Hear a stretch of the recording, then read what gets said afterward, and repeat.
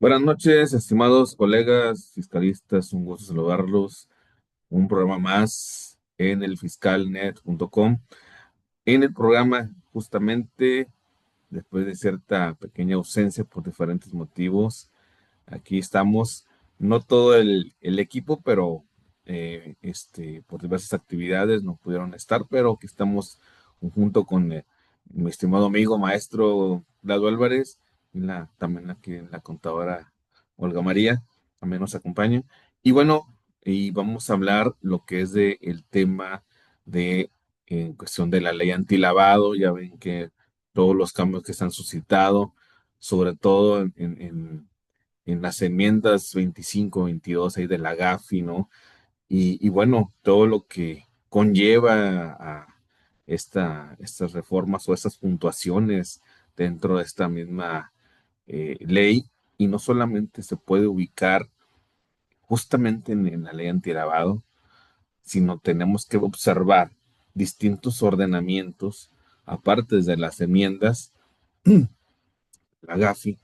Sin embargo, la reforma no solamente obedece únicamente ver u observar lo que es como tal el numeral 17 y los avisos para o identificación o para presentar la información correspondiente de acuerdo a cada concepto enmarcado en el 17 de la ley antilavado, sino hay que ver el seguimiento y otras cosas, otros ordenamientos que me permitan coadyuvar toda esa información.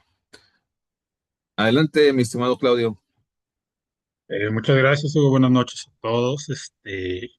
Y sí, tío, esta reforma de la ley antilavado trae implícito muchos cambios. Uno de los cambios, bueno, son varios cambios los que tienen que considerarse, pero uno de los que más están afectando, creo yo, es lo de la figura del beneficiario controlador, este, la modificación que hay también respecto a las personas políticamente expuestas, al incremento también, al,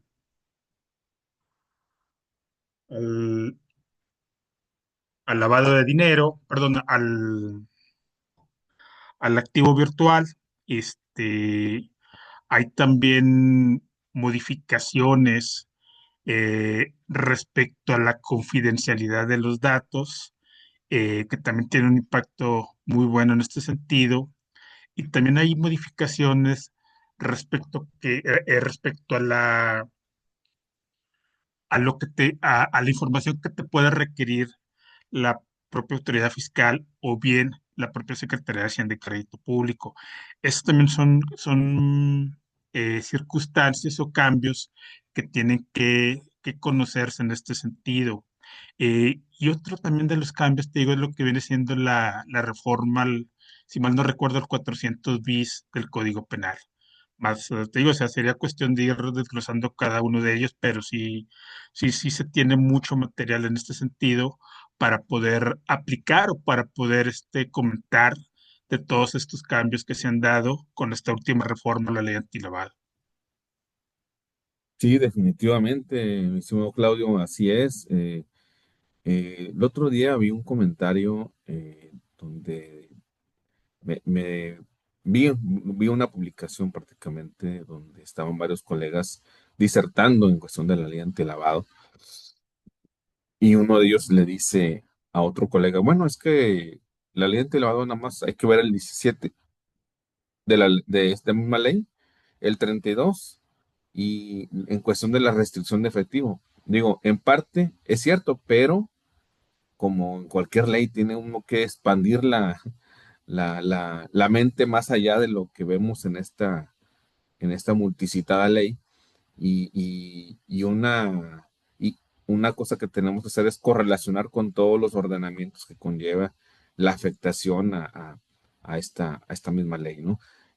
La figura de beneficiario controlador se va a prestar a muchas controversias ante la autoridad, porque para esta va a considerar prácticamente en todos los casos, en cuestión en caso de que se le o tenga problemas para identificar el beneficiario controlador, va a tener como sujeto luego, luego al representante legal, ¿no? Y la verdad no siempre es así, ¿no? Y es unos puntos que, aunque viene precedido de la enmienda, pues en la práctica aquí en nuestro país va a ser todo una odisea por parte de la autoridad, ¿no?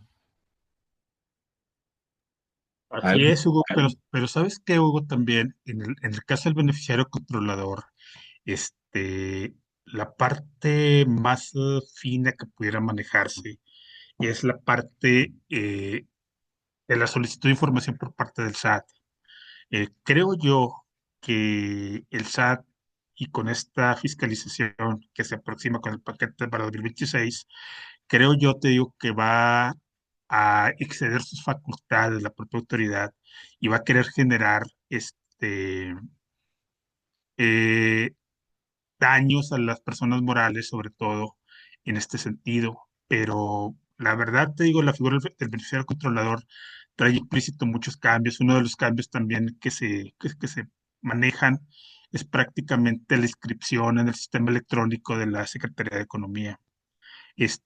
Con esa reforma, te digo, ya quedas prácticamente expuesto, quedas prácticamente desnudado ante la autoridad de quiénes son el beneficiario controlador, qué porcentaje tienes y sobre todo si tú lo correlacionas con la parte de que ya no hay confidencialidad, puedes pensar muchas cosas. Y más te digo porque desafortunadamente en este gobierno no ha habido un consenso o una protección como tal a todos los sistemas informáticos de gobierno. Recordemos que incluso la propia autoridad ha dicho, el propio gobierno ha dicho que han sido hackeados en varias ocasiones. Entonces, imagínate tú, que llegaran que tú muestres tu información como beneficiario controlador, que se la muestres también al SAT. Imagínate el riesgo que te conlleva a ti, que al gobierno le hackeen esa información o le hackeen esas plataformas. O sea, esto está de pensarse, te digo, pero también un punto que tú acabas de mencionar, si no se tiene un beneficiario controlador, en este caso caería en el representante legal. Pero también recordemos que el representante legal no necesariamente es socio de la persona moral. Entonces, habría que ver también ese alcance de esa pequeña modificación que hicieron, sobre todo en la parte de que si el representante legal no es socio de la sociedad, o sea, qué alcance le van a dar, qué información van a requerir, etcétera, etcétera, etcétera.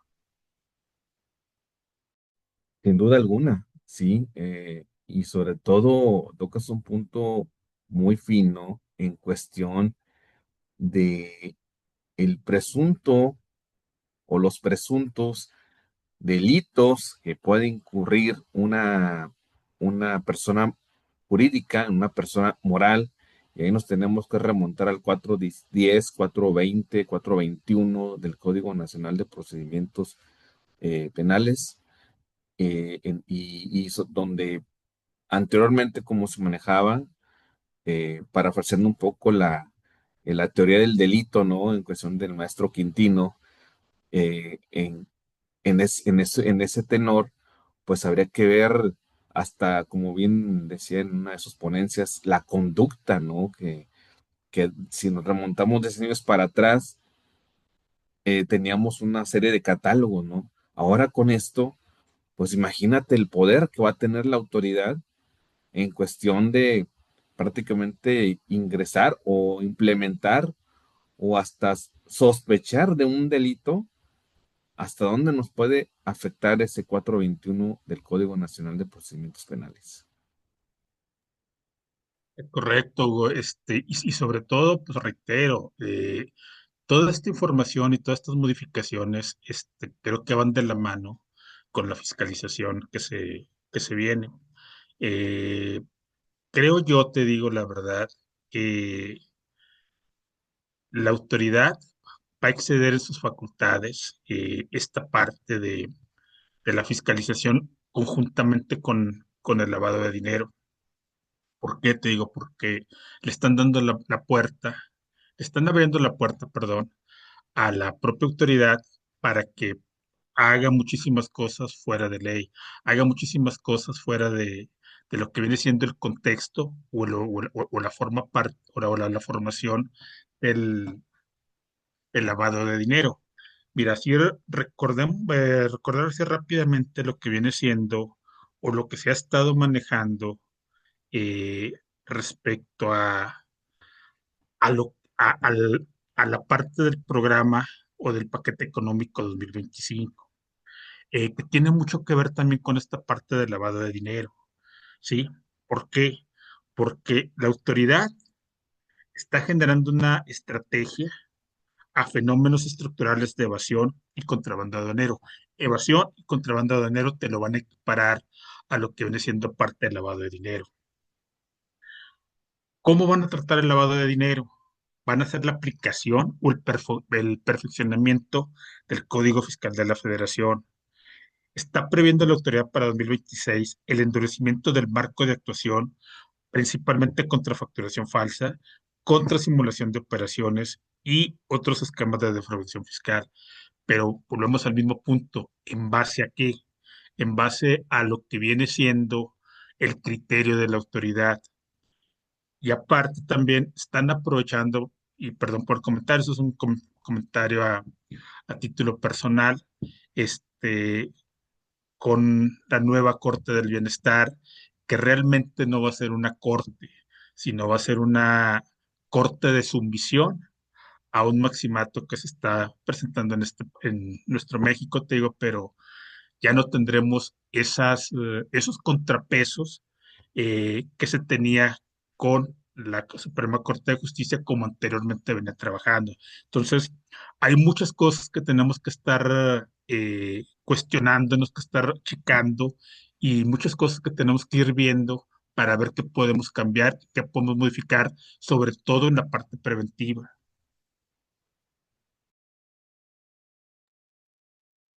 Sí, totalmente de acuerdo. Eh, esta, esta ley es como multifacética, ¿no? Porque tiene muchos eslabones y como bien dices, para 2026 lo que se nos avecina, ya lo anunció el SAT por ahí en un comunicado, por ahí lo subiste ya a un grupo que tenemos, donde efectivamente va a atacar la lista negra, va a tocar las operaciones inexistentes, a los factureros. eh, Obviamente lo va a correlacionar con lo que actualmente está en el Código Fiscal, con el 32.3, 32.4, etcétera, ¿no? Y entonces está amalgamando o estructurando todos esos puntos con lo que se avecina, más incluso con lo que viene en la ley antilavado y también, sobre todo en carácter de preventivo, pues tenemos que mitigar riesgos, ¿no? El cliente hoy en día, perdón, no, en cuestión de el contribuyente tiene que pues llevar un control de seguimiento, ¿no? Incluso menciona en esta misma ley la palabra riesgo y hasta la medio define, ¿no? Entonces tenemos pues que robustecer esos mismos controles que se tienen actualmente con lo que vaya surgiendo o lo que vaya adicionando a la misma autoridad a través de esta ley, que dicho sea de paso, está muy correlativa totalmente a una fiscalización bastante fuerte que de por sí se ha venido desde el 2002 para acá. Poco a poco han ingresado parámetros o conceptos a veces un tanto ambiguos, pero va en aras de una fiscalización muy mayor y obviamente tienen que modificar también los códigos penales, en cuestión también de la delincuencia organizada, etcétera. Los de siempre, los cautivos. Adelante, Claudio. Y es, Hugo, y como te digo, con esta fiscalización que se avecina, también tenemos que considerar que la autoridad va a hacer cambios estratégicos en su manera de actuar. ¿Por qué? Porque ya lo que viene siendo los delitos fiscales, que es lo que están previendo ellos, no serán reactivos, sino que serán preventivos y estructurales. ¿Por qué? Te digo, porque no van a responder únicamente a exigencias internas de eficiencia fiscal, sino que también van a considerar los compromisos internacionales que tiene México en materia de transparencia, prevención de lavado y gobernanza aduanera. Creo yo, te digo, que con estos cambios que se están generando y con esto que está previéndose con el paquete económico 2025, están teniendo la oportunidad de amalgamar la ley antilavado, de amalgamar o darle mayor beneficio o mayor uso al Código Fiscal de la Federación y sobre todo que volvamos a lo mismo, no tendremos una corte, un contrapeso en la corte, sino que tendremos una corte sumisa y sobre todo también esa sumisión va a ser a través del Tribunal de Disciplina. Creo yo que te digo, hay que ver todos estos alcances, hay que ver hasta dónde lo podemos llevar y hay que ver eh, de qué manera prevenir todas estas cambios que se han generado con la ley, sobre todo te digo, con los cambios que se han generado con la ley antilavado, que la autoridad va a aprovechar para hacer muchísimas cosas, como te hemos comentado. ¿Para qué? Te digo, para exprimir más al contribuyente en muchos aspectos. Sí, totalmente. Hoy en día prácticamente tenemos que hacer ya no solamente un compliance tributario penal, ¿no? Ya también tenemos que adherir a esa política, a ese persona que dé seguimiento a un compliance para la ley antilavado, porque realmente se va a necesitar, ¿no? Acaparar todos o puntualizar cada uno de esos conceptos o puntos que nos permitan prevenir y corregir, porque la verdad, eh, como bien dices, la autoridad está estructurando todo eso y lo va a canalizar a través también del Código Fiscal de la Federación, si de por sí está lleno de minas. Ahora lo va a poner todavía más, todavía más vamos, con más trampas, ¿no? Pero, pues bueno, al final de cuentas, tenemos que prevenir porque realmente hoy en día no tenemos un Estado de Derecho. Hoy en día ya, eh, pues también ya por ahí una iniciativa, digo, no es el tema, pero una iniciativa del partido mayoritario donde quieren reformar, estructurar o quitar de plano al único contrapeso que todavía hay, el Tribunal de Justicia Administrativa, ¿no? Entonces, es una iniciativa, pero tú sabes que ya en las cámaras, la mayoría, si ya modificaron la Constitución a diestra y siniestra y empezaban a modificar códigos, reglamentos, pues que es una más, ¿no? Entonces, ese es el alcance y tenemos que observarlo hasta donde la ley nos permita, hasta donde podemos verlo, porque realmente, pues llegando imagínate, a un litigio, pues van a decir los que están allá en la Suprema Corte, bueno, pues este sí, este no, este sí, este no, porque realmente dudo mucho que esta Suprema Corte de Justicia aplique el derecho como debe ser. Adelante, Claudio. Así es, Hugo, te digo, habrá que estar atentos a ver qué más cambios vienen, a ver cómo realmente va a funcionar la corte, que yo la verdad dudo que llegue a funcionar como debe de ser, pero bueno, es parte de todo este aprendizaje que tenemos. Pero fíjate que también hay un cambio que también tenemos que considerar en esta parte de la ley de lavado de dinero, que es la relación de negocios.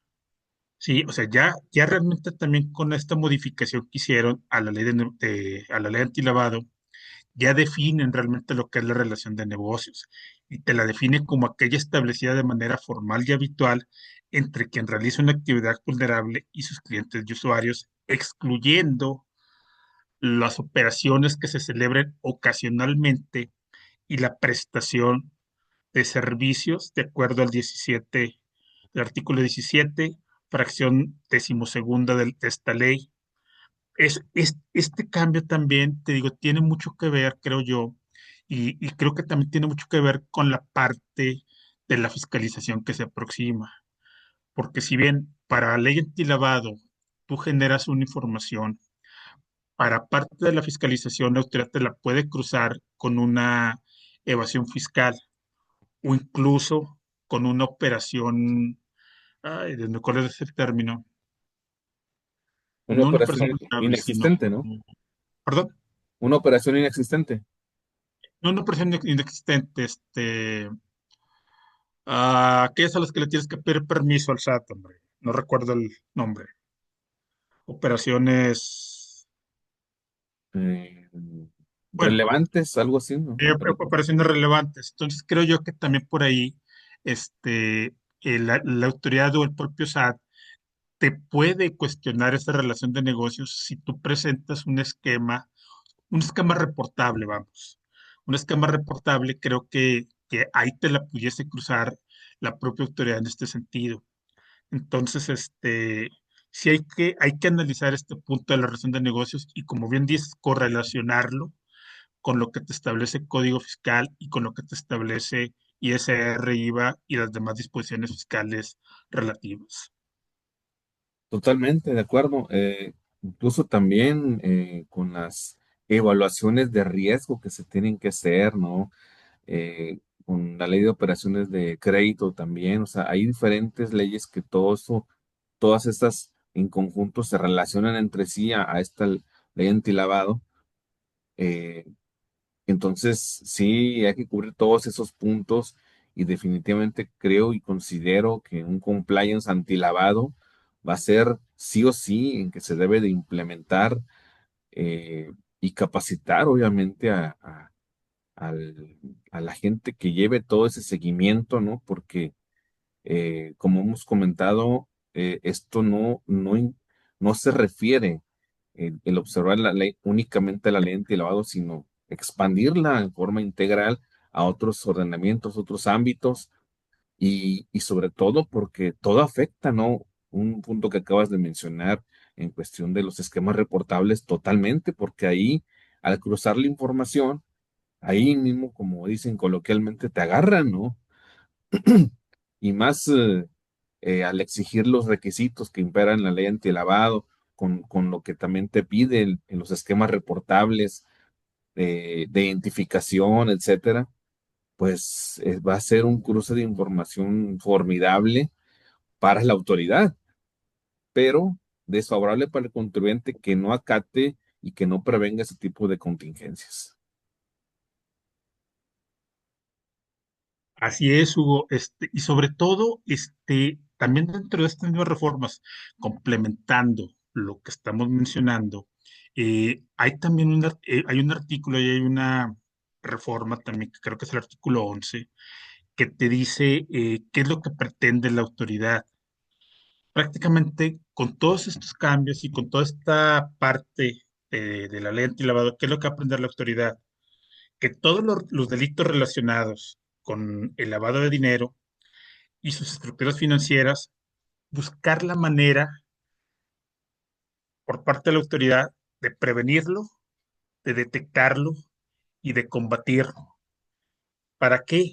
Para evitar el uso de recursos para el financiamiento de actos ilícitos.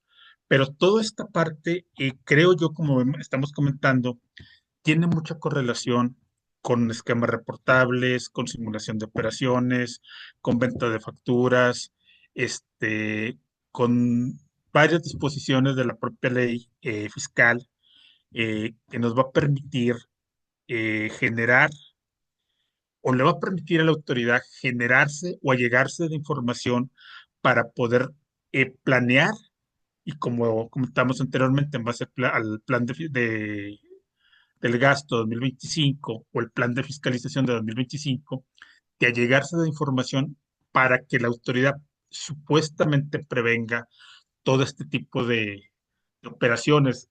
La verdad te digo, no lo dudo mucho porque están también aplicando mucho la parte de la inteligencia artificial. Entonces, la parte de la inteligencia artificial en este punto del lavado de dinero y en este punto de la discrepancia, evasión, fraude fiscal, es una herramienta que le sirve a la autoridad, pero le sirve para beneficio propio. no te permite ningún cuestionamiento por parte tuya como contribuyente, sino que tú como contribuyente tienes que llegarle, tienes que aclararle todas las diferencias, que creo que también este punto con la parte de la ley antilavado se va a tener que atender en ese sentido, de decirle a la autoridad, mira, la autoridad es que tú estás diciendo esto, pero mira, aquí está esto, aquí está lo otro, aquí está para allá, para acá, y consecuentemente yo pudiera tener la razón. Va a haber muchas controversias en ese sentido, pienso, pero como te digo, habrá que esperar cómo funcionan las cosas, habrá que esperar realmente hasta dónde quiere llegar la autoridad y hasta dónde va a llegar el gobierno con el fin de recaudar más dinero en este sentido. Sí, sí, y de hecho para allá va la autoridad porque es algo maquiavélico cómo lo están haciendo, ¿eh? No creo que a nuestros legisladores se les haya ocurrido tanta magia, ¿no? Sino que obviamente pues ya vieron que ha aumentado la fiscalización, ha aumentado el ingreso, el dinero que entra a las arcas del gobierno. Eh, pongamos un ejemplo, las vigilancias profundas, cómo le ha dado dinero. eh, entonces, utilizando únicamente facultades de gestión, ¿no? Eh, Obviamente ya tiene muchos años en que está y prácticamente la autoridad, incluso en América Latina, por ahí hay unos informes que hemos investigado, que es pionera en América Latina en cuestión de la inteligencia artificial como una herramienta para adherirse de muchísima información, y sí lo están haciendo, obviamente que sí. eh, eh, que aunque puede significar que aunque no está la inteligencia artificial como normada, ¿no? Pero no deja de ser una herramienta en pro de su beneficio, y obviamente utilizarla pues en contra del contribuyente cuando éste no ha acatado exactamente las disposiciones diversas que tiene que hacer. En ese sentido, yo creo que también como asesores, creo que tenemos que también utilizar la inteligencia artificial en pro del beneficio del contribuyente y adjuntar todo lo que acredite la procedencia de las operaciones, ya no solamente ubicarnos en el famoso 69, sino ahora tenemos que ver, como bien apuntabas hace rato, una relación de negocio, ¿no? Término distinto a lo que es una razón de negocio en términos del Código Fiscal de la Federación, pero que también este último punto está inmerso ahí y no lo ha utilizado la autoridad, pero no dudemos que dentro del plan que están orquestando para el siguiente ejercicio puede haber sorpresas en cuestión de la razón de negocio, ¿no? Obviamente la fiscalización va a incrementarse, ¿no? Y si a eso le agregamos en que puede, obviamente, cruzar la información en esquemas reportables, en materialidad, ¿no? En documentación comprobatoria, ahora con la ley antilavado, en las evaluaciones que tiene que hacer el contribuyente, en el seguimiento de los controles que debe hacer quien lleve a cabo el seguimiento de lo que es todos los puntos que hemos comentado en la ley antilavado, pues obviamente son bastantes, ¿no? Entonces requiere hacer realmente, como dicen algunos noministas por ahí, digo, una parametrización, ¿no? Un análisis de conceptos que me permitan evaluar un todo, ¿no? Porque ya no nos podemos encasillar en una ley, dos leyes, sino es un todo, ¿no? Entonces, son muchos puntos que tenemos que cuidar como asesores, y que obviamente todo afecta, ¿no? Tenemos, como bien decía hasta hace rato, tenemos que ver la ley del IVA, la ley de ICR, algunos criterios jurisdiccionales que vayan saliendo, a los activos virtuales, los riesgos, la forma de mitigar y prevenir. Entonces, todo eso tenemos que hacerlo. Y Adelante. eso, Hugo, y sobre todo también te digo, todo esto que estamos comentando prácticamente está correlacionado con la modificación que hubo al artículo 25 de esta propia ley antilavado. ¿Qué te dice el artículo 25? La Secretaría podrá requerir a quienes realicen actividades vulnerables por escrito o durante las visitas de verificación la documentación, información, datos e imágenes soportes de los actos o operaciones que lleven a cabo con las personas clientes o usuarias, así como los avisos e informes. Como tú puedes ver, esta modificación del artículo 25 de la ley antilavado faculta a la propia autoridad para que la pueda correlacionar este, con todo lo que hemos venido comentando, evasión fiscal, defraudación fiscal, y hasta llegar a los esquemas reportables. Entonces, sí tenemos que tener en cuenta este punto, esta modificación como tal al artículo 25, este, y darle sobre todo eh, ese enfoque de prevención que tendremos que empezar a aplicar. Vale más prevenir que litigar en este caso un asunto de este tipo. Entonces, sí se tiene que cambiar controles internos, sí se tiene que cambiar reglamentos internos, se tiene que cambiar contratos, se tienen que elaborar nuevas cláusulas, se tiene que cambiar la manera en cómo tú manejas el efectivo incluso en tu empresa, la manera en cómo tú puedas llegar a hacer las transferencias, tenerlas perfectamente identificadas, y sobre todo ver muy bien la parte del manejo del efectivo.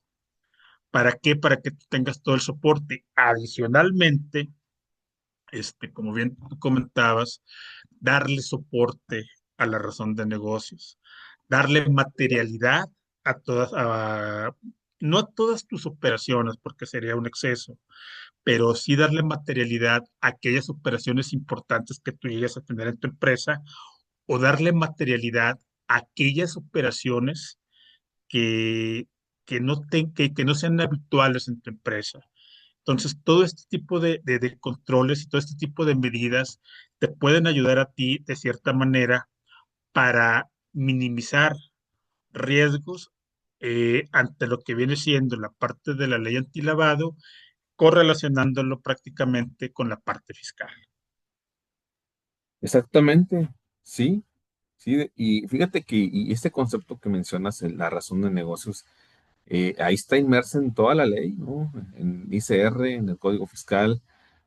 Si la autoridad la llega a estructurar, ya no a definir, porque si bien es cierto, por ahí hay una tesis de hace muchos años que las leyes no son diccionarios, pero tampoco nos podemos o pueden dejarnos un estado de indefensión.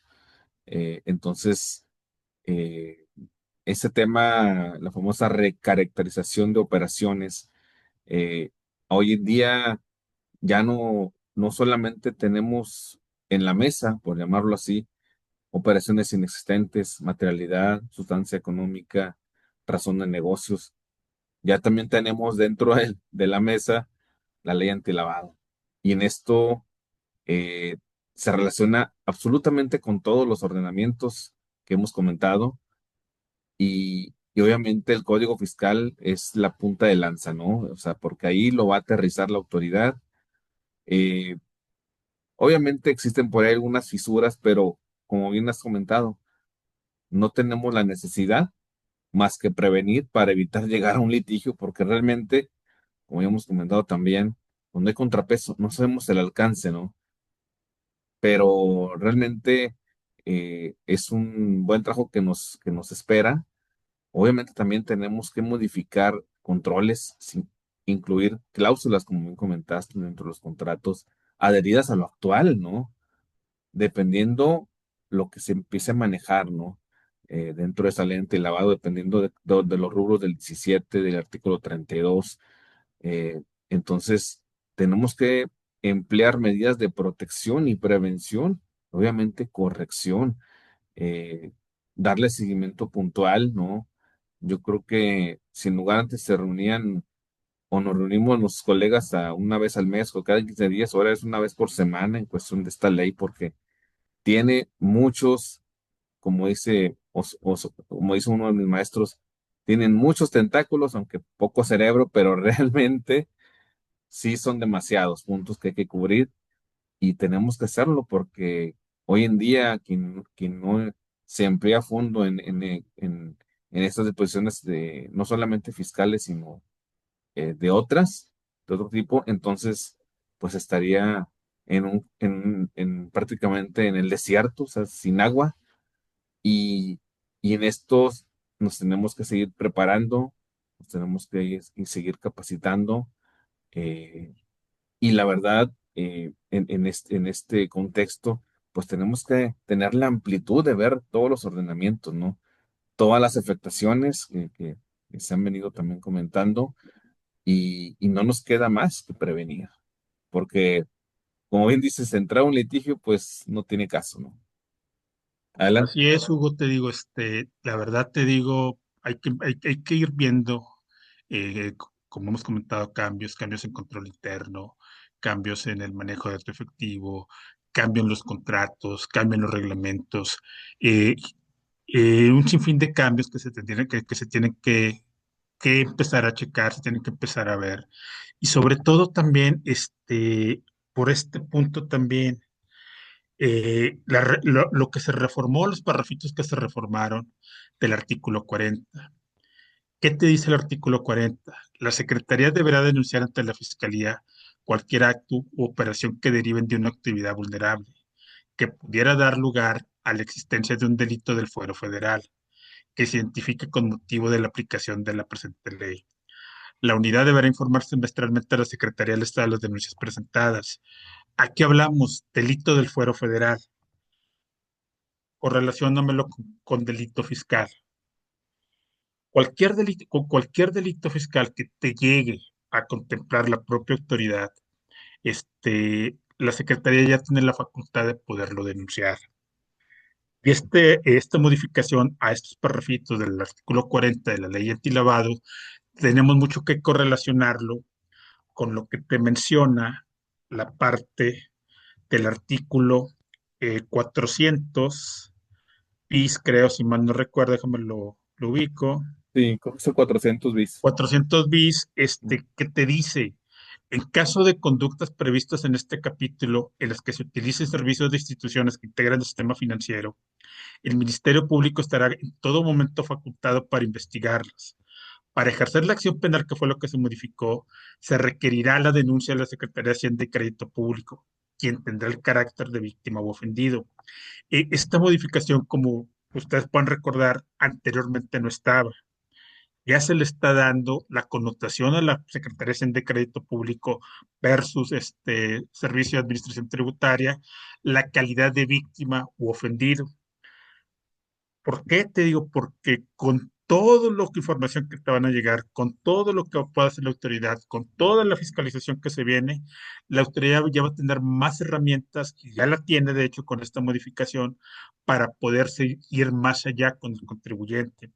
Entonces, sí, volvemos al mismo punto, reiteramos lo que hemos mencionado, hay que modificar los controles externos, hay que modificar contratos, hay que modificar reglamentos, hay que modificar muchísimas cosas. ¿Para qué? Para darle una certeza al contribuyente y que minimice los riesgos tanto de operaciones vulnerables como de esquemas reportables, como materialidades, como razones de negocio, etcétera, etcétera, etcétera. Sí, sí, definitivamente, ¿no? Y obviamente aquí en lo que hemos venido comentando dentro de esta ley antilavado, hay mucho todavía por decir, por ver el alcance, ¿no? Eh, esta parte de darle el control debido a cada, a lo que es el control interno, ¿no? Porque muchas veces, y lo hemos visto en la práctica, digamos que se arregla una situación, pero eh, ya no hay un seguimiento. Y ahí es donde se pierde en el camino muchas cosas, ¿no? Oye, es que no se le dio seguimiento. Bueno, es que volvemos al punto. No hay un compliance, no hay un control interno robusto que permita detectar ciertos puntos, ¿no? Hoy es que no se comprobó toda la recaracterización de operaciones, de los actos jurídicos. Hoy es que no hay materialidad. Hoy es que no hay documentación comprobatoria. Hoy es que los contratos no se han actualizado. Y todo recae allí. Y bueno, ese sería el punto. Adelante. Así es, Hugo. La verdad te digo, sí, como bien hemos venido comentando, se tienen que hacer cambios también, pero también tenemos que considerar la parte de los transitorios, sobre todo lo que viene siendo el transitorio segundo, donde dice textualmente, lo transcribo: la Secretaría, previa opinión del Servicio de Administración Tributaria, modificará las reglas de carácter general de la ley que se reforme dentro de los 12 meses siguientes a la entrada en vigor de este decreto. Esa es una. Este, Dos, también, tiene mucho que ver eh, con las asociaciones y sociedades sin fines de lucro, que es el transitorio cuarto. Durante los primeros 6 meses contados a partir de la entrada en vigor de las reglas de carácter general de la ley que se reforma, la Unidad de Inteligencia Financiera, en coordinación con el Servicio de Administración Tributaria, implementarán un programa de capacitación y orientación dirigidas a las asociaciones y sociedades sin fines de lucro para el correcto cumplimiento de sus obligaciones. Entonces, todo esto, te digo, como se puede ver, lo tienen correlacionado con el Servicio de Administración Tributaria y sobre todo con la Secretaría de Hacienda y Crédito Público.